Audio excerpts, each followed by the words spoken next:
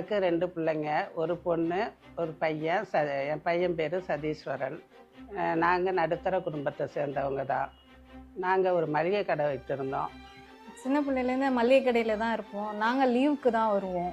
லீவுக்கு வந்து 2 மாதம் அத்தை வீட்டில் இருப்போம். இருக்கிறப்பெல்லாம் மாமா கடையில் தான் இருப்பான். அப்போல சதீஸு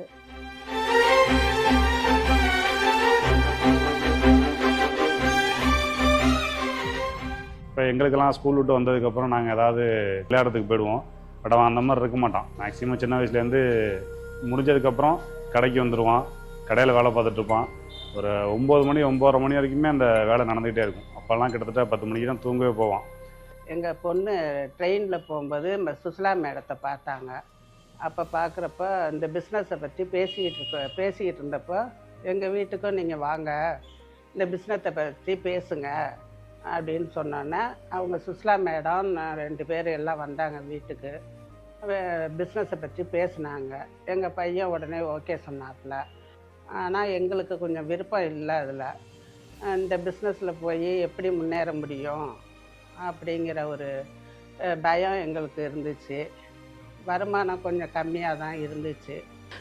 யார்ட்டையும் பேச போகிறப்ப அங்கே செலவு பண்ணுறது எதனா கேட்பான். அப்பா வந்து என்ன யோசிப்பாங்கன்னா, வேலைக்கு போயிட்டுருக்குறான், டெய்லி அலைகிறான், நைட்டு 11 மணி ஆகுது, 12 மணி ஆகுது, இன்கம் எதுவுமே இல்லாமல் நம்மக்கிட்டேயே வாங்கிட்டு போகிறான்னு சொல்லிட்டு அப்பா கொஞ்சம் திட்ட ஆரம்பிச்சிட்டாங்க. ஒரு காலகட்டத்தில் வருமானம்லாங்கிறப்போ அவங்க வீட்லேயும் சத்தம் போட ஆரம்பிச்சிட்டாங்க. என்னடா பேக்கை தூக்கிட்டு போகிறான், வருமானம் ஒன்றும் இல்லை, காசு இல்லை, இப்படி எங்கிட்டு இருக்கான் அப்படின்னு அவங்க வீட்லேயும் பிரச்சனை இதெல்லாம் ஆகிட்டு இருக்கப்ப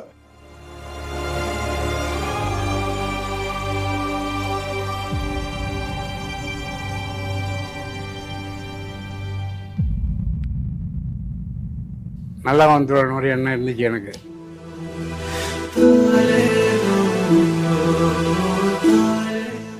என்ன தீவிரமாக இருந்தான். இருந்தாலும் ஏன்டா சும்மா வித்திக்கிட்டு இருக்க, வருமானம் இல்லை, என்ன வருமானம்.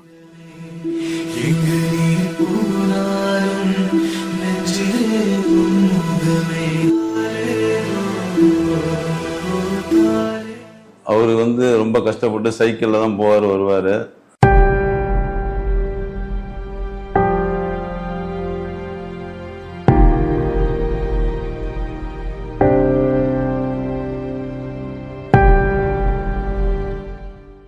அதுக்கப்புறம் கொஞ்சம் கொஞ்சமாக வளர்ந்து 2 வீலர் வாங்கினாரு. பைக்கில் போய் அலைஞ்சி வெயிலில் திரிஞ்சு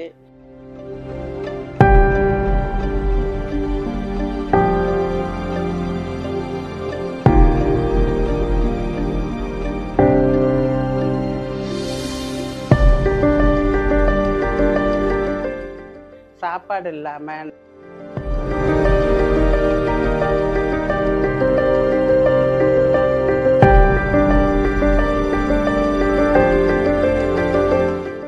அந்த மாதிரி தான் இந்த அளவுக்கு முன்னேறி இருக்கிறதுக்கு காரணமே ஒரு கடின உழைப்பு தான்.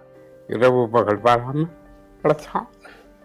காலையில் 8 மணிக்கு போனால் நைட்டு 12 மணிக்கு தான் வருவாப்புல. வந்து காலை வலிக்குதுமா அப்படின்னு சொல்லுவாங்க. நீலாமத்துலேருந்து ரூம் போட்டு அங்கேயே தங்கி இருந்து அப்புறம் 3 நாள் 4 நாள் வீட்டுக்கு வருவான். சரியான வருமானங்கள்லாம் இல்லை. இப்படி ஏன் கஷ்டப்படணும், இதை விட்டுட்டு வேறு ஏதாவது பாருங்கள் அப்படின்லாம் நான் நிறைய தடவை சொல்லியிருக்கேன். ஆனால் இல்லைம்மா பாருங்கள், நல்ல ஒரு இதுக்கு வருவோம், நான் இதில் முன்னேறியே காட்டுவேன், நீ பாரு, நான் ஒரு நாளைக்கு பெரிய ஆளாக இருப்பேன். ஆனால் எங்கள் சொந்த பந்தங்கள்லாம் இவன் என்ன பொழுதுனைக்கும் தெரிஞ்சுக்கிட்டு இருக்கான், இவன் எப்படி சம்பாதிக்க போகிறான், இவன் என்னமோ உருப்படாமல் இருப்பானா அப்படின்லாம் ரொம்ப எல்லாம் கேவலமாக பேசுனாங்க. சொந்தங்கள்லாம் திட்டினாங்க. இருந்தாலும் பரவாயில்லன்னு எல்லாம் உழைச்சி முன்னுக்கு தான். ஆச்சரியமாக இருக்குது. நாங்கள் திட்டிக்கிட்டு தான் இருப்போம் ஃபேமிலியில். ஆமாம், மாமா தான் சொல்லுவாங்க, எங்கே போகுது, எங்கே போகிறான் வரானே தெரியல, ஆனால் போயிட்டு தான் இருக்கான், நைட்டு லேட்டாக வருவான், ஆனால் என்ன பண்ணுறான் எதுனே தெரியல அப்படின்னு சொல்லிட்டு வருத்தப்படுவாங்க.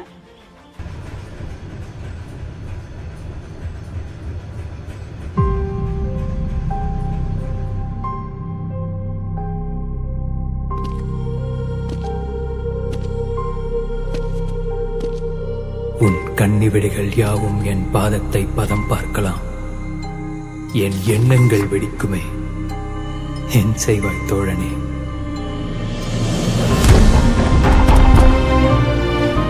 100,000 பாதங்கள் என்னை மிதித்து நின்றாலும் 1000 யானை பலம் கொண்டு உதறி எழுந்து நிற்பேனே.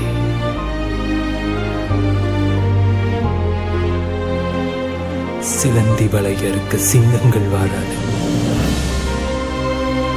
சூரியனை சிறைபிடிக்க இரும்பு கதவு போதாது.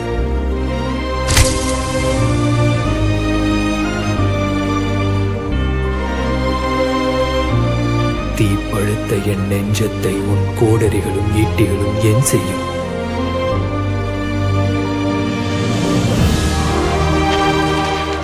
அண்டத்தின் வெளியெங்கும் மிதந்து செல்லும் என் கனவுகளை உலகம் அண்ணாந்து பார்க்கின்ற நாள் நெருங்கி வரும்.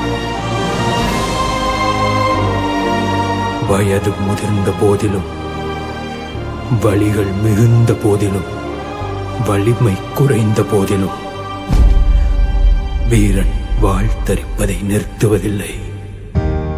நானே எதிர்த்து நின்றாலும் என் கனவது வீழாது. இதயம் துளையுண்டாலும் என் மனமது ஓயாது. இன்னைக்கு எல்லாரும் எங்கள் சொந்த பந்தங்கள் எல்லாருமே அவனை வந்து அவ்வளவு பாராட்டுறாங்க.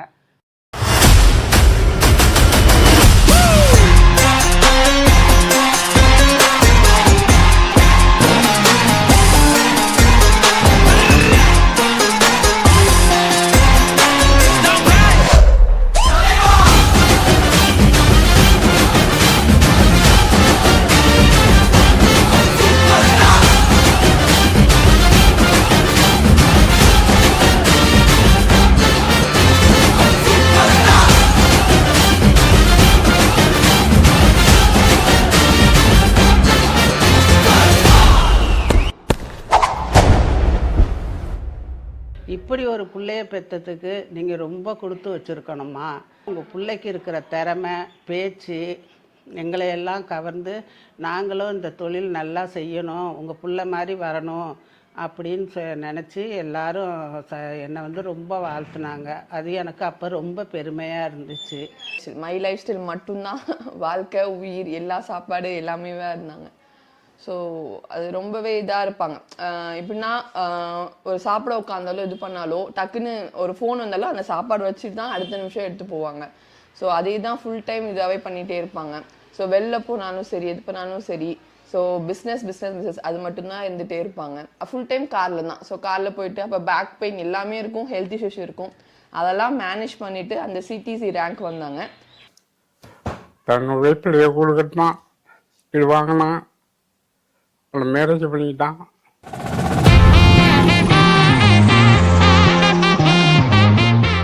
அதுக்கப்புறம் இடம் வாங்கி போட்டுருக்கான்.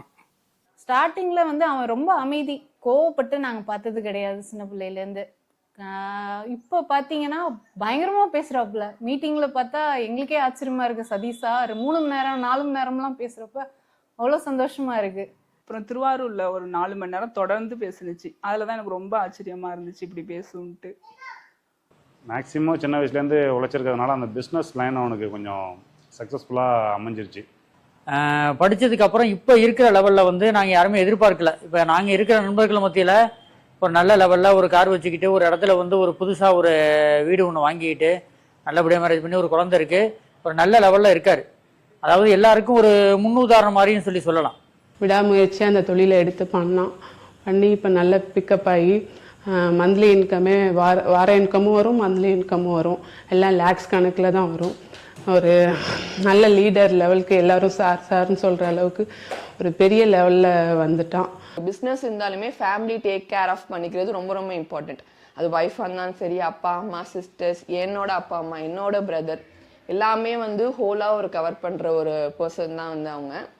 முதல்ல சும்மா சாதாரணமாக இருந்தாப்புல, அப்புறம் ரொம்ப கஷ்டப்பட்டு தான் மேலே இந்த லெவலுக்கு வந்திருக்காப்புல. அதுலேருந்து இந்த தொழிலில் முன்னேறி தான் வைராக்கியமாக இருந்து இன்னைக்கு முத கார் வாங்கி, அடுத்தது வீடு வாங்கினாப்புல, அடுத்தது அவருடைய உழைப்பினால தான் கல்யாணமும் நம்ம பண்ணிக்கிட்டு இன்னைக்கு தஞ்சாவூரில் ஒரு இடமும் வாங்கி போட்டிருக்காப்புல. இன்னைக்கு நல்ல நிலைமைக்கு இருக்கோம்னா லைஃப் ஸ்டைல் மார்க்கெட்டிங் மூலமாக தான் நாங்கள் வந்து சம்பாரித்து நல்ல நிலமையில இருக்கோம். சொந்தமுள்ள வாழ்க்கை சொர்க்கத்துக்கு மேலே, சொத்து சொகம் ஏதும் வேண்டாமையா.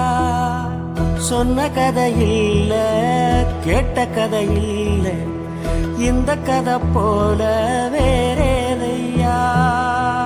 ஆயிரம் யானை பலம் அண்ணன் தம்பி சேர்ந்திருந்தா, பாசத்தையும் ரோசத்தையும் பந்தி வைக்க முந்தோ. புன்னகைக்கும் கண்ணீருக்கும் வேறுபாடு ஏதுமில்லை, ஆனந்தமே வீடு முழுக்க துள்ளி விளையாடு. ஒரு மர விழுதா பல உறவும் ஒன்னா வாழும், வாக்கு நெஞ்சம் பாசத்துல ஊஞ்சலாடுது. ஒரு கண்ணு கலங்கினாலும் பல கைகள்